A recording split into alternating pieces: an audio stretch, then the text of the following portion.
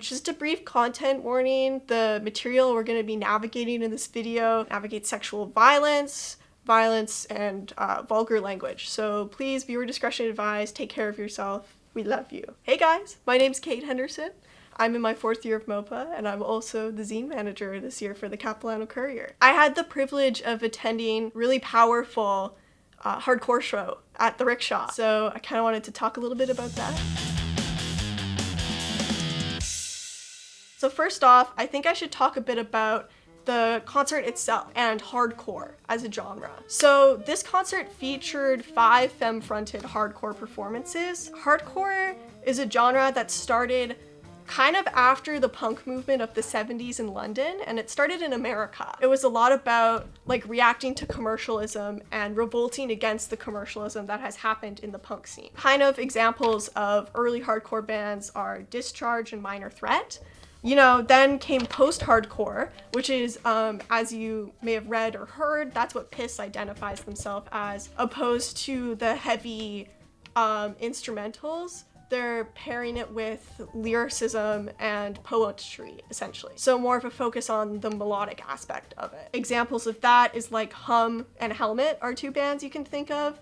If you're thinking like modern hardcore, post-hardcore, some people say Turnstile fits into that genre. In the music scene, there has been a lot of barriers for non-men and people of color. That's kind of where this night was really cool, is that we're getting a sort of storytelling from people that have typically been barred from storytelling in the music scene, in a way that it was like very multifaceted in media and medium, which was really cool. Let's talk a bit about PERRA and trading zines with PERRA.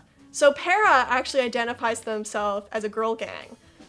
So I think we should talk a bit about the history of Riot Grrrl. So Riot Grrrl starts as a reaction as well to the punk scene, but specifically how non-men were barred from that.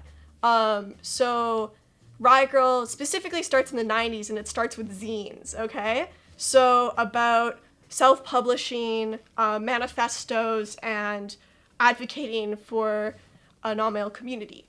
So when you think Riot Grrrl, early Riot Grrrl, 90s Riot Grrrl, people might mention Bratmobile, they might mention Bikini Kill. But I think something that's really important to talk about with early Riot Grrrl is that it didn't actually, as feminism historically has, advocate for non-men of color. So I would say Riot Grrrl really started with X-ray specs. So PERRA identifies as Riot Grrrl, and we did something that's a part of Riot Grrrl tradition where I brought CC Crumb patches and zines and we traded.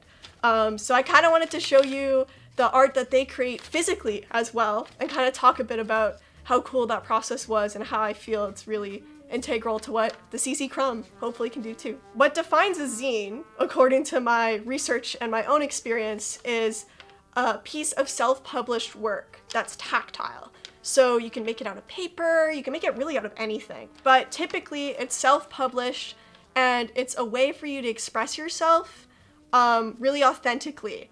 And often, for some people, this has like a social and political motivation, but most of all, it's just supposed to be an avenue that you can be authentically yourself. The earliest zines can be linked back to witchcraft in the 1400s, self-published like witchcraft. Then also, some have even said that they consider Marxist Communist Manifesto as an early example of a zine.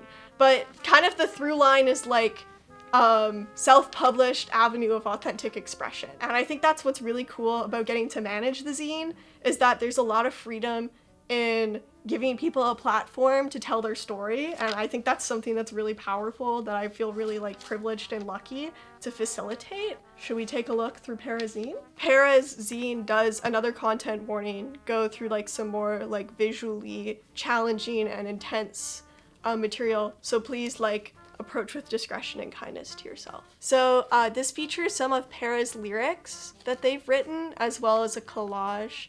Oh wait, that's the collage. But here's their lyrics. Death to creepy men, desecrate and bleed. Foul-mouthed slut, I'll make you rot with need. You want to show me your pedal board? Does it make you hard? You want to show me your big strong hands and how they play guitar. This they shared in their performance was about going to Long and McQuaid in Calgary. I've been myself and felt that experience of, you know, the typical, I don't know shit, apparently, even though I love to play guitar and I've done it for years. But they have some really cool collages. I'm an uncle girl. Hell yeah. Sacred light beams from my cunt. That's really cool. Illustration side of things. Needless to say, all of these really cool things that were shared, and we were able to share the CC Crumb with PERRA, and I think it's really cool that, like, I'm from Calgary and I was able to connect with people that I hadn't really met in person from Calgary and a community that I know was there, and that's what this show was. It was a way to connect with a community. I felt so safe and welcomed by people that no one even had to like say anything in the crowd. You just knew that you were being cared for. And I think that's the beauty in like telling your story and being authentic with people and being vulnerable with people and supporting people and showing love. And you can do that through all different kinds of mediums. And I'd really like to, you know, I'd hope that we can do that through the zine. And anyone who's like thinking of contributing, please send an email to this email. Be a part of it. I would love for you to share your voice however you feel comfortable. And, you know, we'll publish something authentic, you know, express yourself. And I think that's really cool. So, yeah. Sweet.